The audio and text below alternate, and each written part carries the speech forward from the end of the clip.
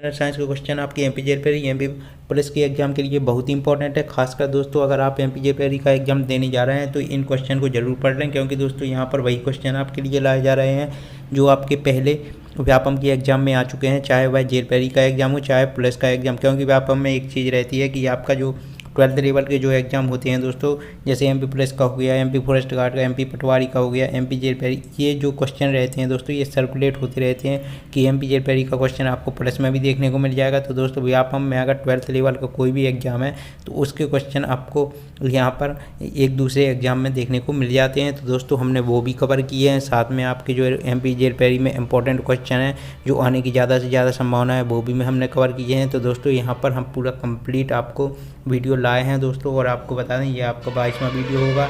यहाँ पर सिर्फ जनरल साइंस के क्वेश्चन ही आपको कवर कराए जा रहे हैं दोस्तों। आप इन क्वेश्चन को जरूर पढ़ कर जाएँ। हम ये नहीं कहते आप और क्वेश्चन नहीं पढ़िए, आप और भी चीज़ें पढ़िए, लेकिन दोस्तों आप अगर रिवीजन कर रहे हैं या आपको लगता है कि दोस्तों हमको क्वेश्चन सीरीज अटैम्प्ट करना चाहिए तो दोस्तों इन क्वेश्चन सीरीज को आप जरूर अटैम्प्ट करिए। यहाँ पर ज़्यादा क्वेश्चन आपके लिए नहीं लाए जाते हैं, बहुत ही इफेक्टिव क्वेश्चन लाए जाते हैं। अब ऐसा नहीं है यह आपके जो एमपी जेईई के लिए इम्पॉर्टेंट है, यह आपकी एमपी पुलिस के exam, MP forest guard, MP Patwari और जो भी 12th लेवल के एग्ज़ाम होते हैं, यहाँ तक कि एसआई के एग्ज़ाम में भी। और अगर आप एमपीपीएससी की तैयारी कर रहे हैं तो वो लोग इस क्वेश्चन सीरीज को भी अटैम्प्ट कर सकते हैं। लेकिन दोस्तों मेनली हम बता दें 12th लेवल के जो भी व्यापम की एग्ज़ाम है उनके लिए यह सीरीज बहुत ही इंपॉर्टेंट है। और साथ में अगर आप एसएससी रेलवे की तैयारी कर रहे हैं, मतलब सीएचएसएल रेलवे एनटीपीसी की तैयारी कर रहे हैं एसएससी की, तो आप इसमें भी इस सीरीज को आप लोग भी ज्वाइन कर सकते हैं। तो चलिए दोस्तों स्टार्ट करते हैं। ये आपका 22वां वीडियो है दोस्तों, अगर आपने पहले की वीडियो नहीं देखे तो देख लीजिए। अब दोस्तों हम थोड़ी रफ्तार से यहाँ पर क्वेश्चन कराएंगे, क्योंकि दोस्तों क्या होता है हम बहुत कम क्वेश्चन ही यहाँ पर कवर करा पाते हैं, क्योंकि सभी जो ऑब्जेक्ट रहते हैं उनका भी हमको एनालिसिस करना पड़ता है। तो दोस्तों इस वीडियो में नहीं कराएंगे एनालिसिस दोस्तों, यहाँ पर सिर्फ आपको ज़्यादा से ज़्यादा हमारी कोशिश रहेगी आपको ज़्यादा से ज़्यादा क्वेश्चन तक पहुँचाया जाए।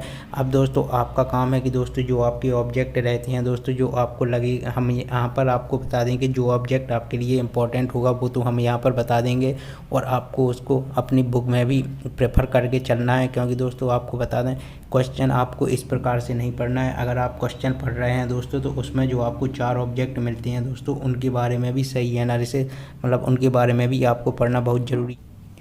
पहला क्वेश्चन है आपका सिरका मिश्रण है किसका है, तो यहाँ पर ऑप्शन है पानी में 2% एसिटिक अम्ल, पानी में 5% एसिटिक अम्ल, पानी में 12% एसिटिक अम्ल, पानी में 10% एसिटिक अम्ल। तो दोस्तों आपका यहाँ पर जो सिरका मिश्रण है दोस्तों वाटर 95% वाटर और 5% एसिटिक अम्ल, ये आपको ध्यान रखना है दोस्तों। 95% वाटर और 5% एसिटिक अम्ल के मिश्रण को क्या कहा जाता है, सिरका क्या कहा जाता है। अगला क्वेश्चन है आपका यहाँ पर कार में रेडिएटर का क्या कार्य होता है, तो यहाँ पर ऑप्शन है इंजन को ठंडा रखना, इंजन को गर्म रखना, इंजन को साफ रखना, इनमें से कोई नहीं। तो दोस्तों इसका राइट आंसर है इंजन को ठंडा रखना। तो कार में रेडिएटर का क्या काम है, ध्यान रखना है आपको इंजन को ठंडा रखना। बहुत इंपॉर्टेंट क्वेश्चन है दोस्तों, एक एक क्वेश्चन ध्यान से पढ़िए। ऑक्सीन है तो ऑक्सीन क्या है, यहाँ पर ऑप्शन है जीवाणु, विषाणु, तत्व, पौधे। तो दोस्तों यहाँ पर आपके बैक्टीरिया, वायरस, एलिमेंट या पौधे हार्मोन यानी प्लांट हार्मोन। तो दोस्तों इसका राइट आंसर है आपका पौधे हार्मोन या पौधे का हार्मोन या प्लांट हार्मोन, यह आपको ध्यान रखना है दोस्तों। ऑक्सीन क्या है, प्लांट का एक हार्मोन है, यह आपको ध्यान रखना है। हार्मोन का यह एक प्रकार है, और दोस्तों आपको बता दें ये प्लांट हार्मोन आपको ध्यान रखना है। 4 से 5 प्लांट हार्मोन है दोस्तों जो बहुत ही इंपॉर्टेंट है, वो आपको लूसेंट में मिल जाएंगे, आप वहाँ से उसको प्रेफर कर सकते हैं।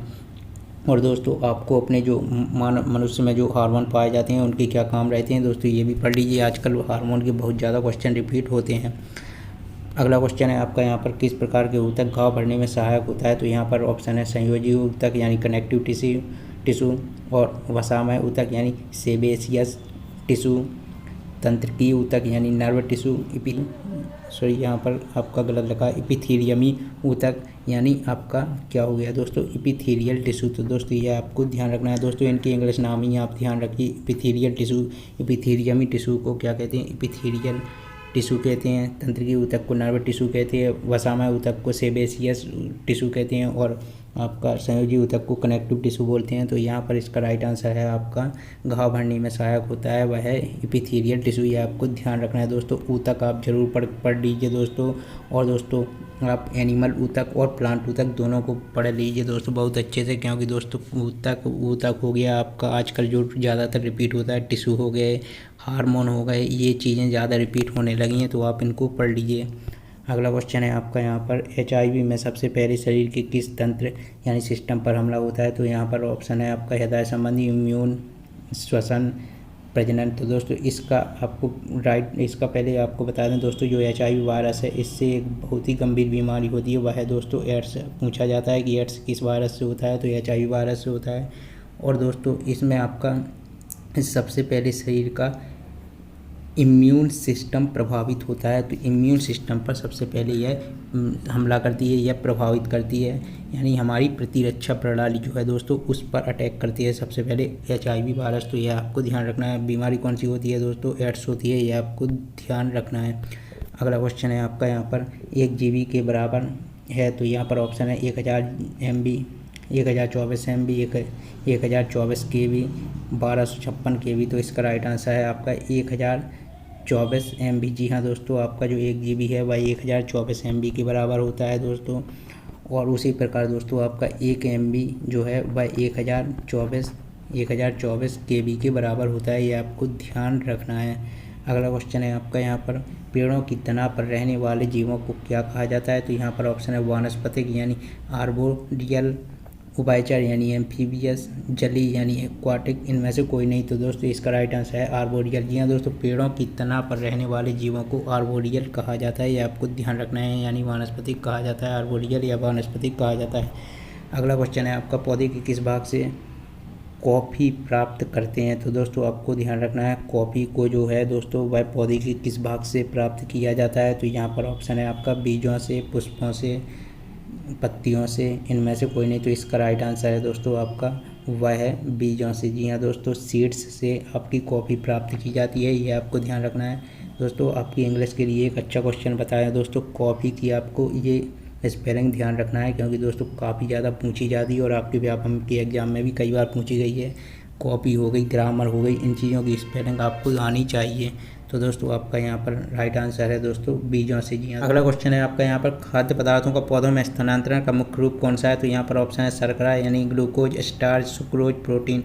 तो दोस्तों इसका आपका राइट आंसर है वह है सुक्रोज। जी हाँ दोस्तों, सुक्रोज के फॉर्म में आपका पौधों में खाद्य पदार्थों का स्थानांतरण होता है, ये आपको ध्यान रखना है। अगला क्वेश्चन है आपका यहाँ पर ध्रुव, पूर्णिमा और सारस क्या है? तो यहाँ पर आपका ऑप्शन है यह बिजली संयंत्र है, यह भारतीय अनुसंधान रिएक्टर हैं, यह तारे हैं, इनमें से कोई नहीं। तो दोस्तों आपने सुना होगा ध्रुव एक तारा है, लेकिन आपको यह ध्यान रखना है दोस्तों कि यहाँ पर तीनों के लिए पूछा गया है। तो तीनों आपको ध्रुव, पूर्णिमा और सारस ये किन के नाम है दोस्तों? ये भारतीय अनुसंधान जो रिएक्टर हैं दोस्तों। टैक्सोनॉमी संबंधित है, तो यहाँ अध्ययन से, वर्गीकरण से, खेती से, पशुपालन से।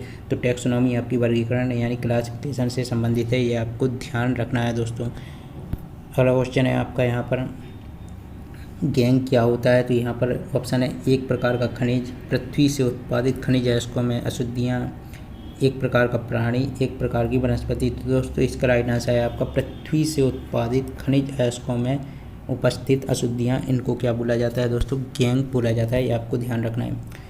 पदार्थ की चौथी अवस्था कौन सी है? तो यहाँ पर ऑप्शन है ठोस, द्रव, प्लाज्मा, BEC।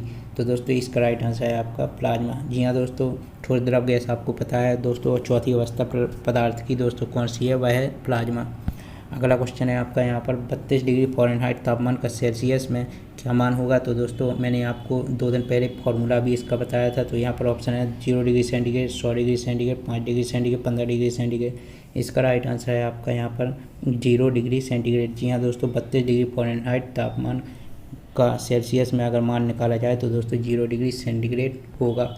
और दोस्तों इसी को अगर केल्विन में आपको बदलना है तो सेंटीग्रेड की जगह आपका 273 रख देना है, तो 273 आपको जोड़ देना है, तो आपका 273 केल्विन आपका यहाँ पर क्या हो जाएगा? 0 डिग्री सेंटीग्रेड या 32 डिग्री फ़ारेनहाइट का मान।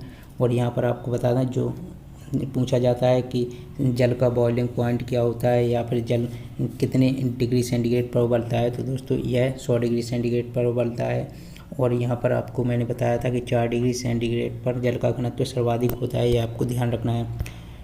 दोस्तों फिर से आपको एक फॉर्मूला बता देते हैं, F-32/9 बराबर C/5, ये आपका फॉर्मूला है। इससे आप क्या करते हैं दोस्तों, फ़ारेनहाइट से सेल्सियस का मान निकाल लेते हैं, या सेल्सियस से आप फ़ारेनहाइट का मान निकाल लेते हैं, ये आपको ध्यान रखना है।